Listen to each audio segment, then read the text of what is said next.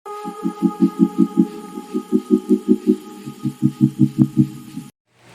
good morning mga kabuntot. Kakauwi lang namin ng misis ko galing work at update ko kayo sa betta fish ko na nagpisa siya kahapon. Nag-starting siya na magpisa kahapon at okay na siya ngayon. Hindi pa siya masyadong malakas pero nakakapaglangoy na yung mga fry niya. Papasilip ko sa inyo, nandito sila. Kaya, okay, update guys. Ito na sila. Yan. Hindi pa masyadong makita pero nandito sa mga homework kapit sila sa homework na itin tatay.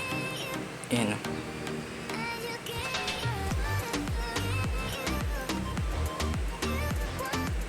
Tapos konti na lang yung bubble nest niya kasi nag-start na nga mag-hatch kahapon.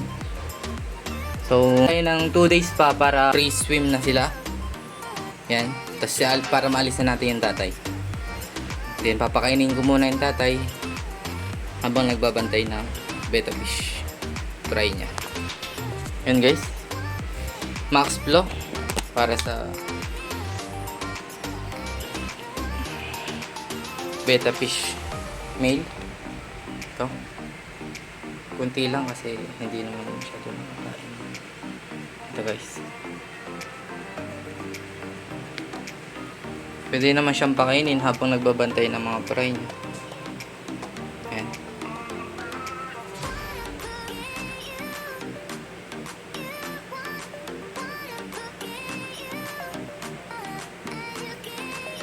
Nakatingin lang siya sa food. Hindi pa makita guys yung mga betta fish fry. Maliliit pa kasi. Mga 2 days, after 2 days yun. Makikita na natin sila. And update ko kayo. Thank you for watching. Bye bye.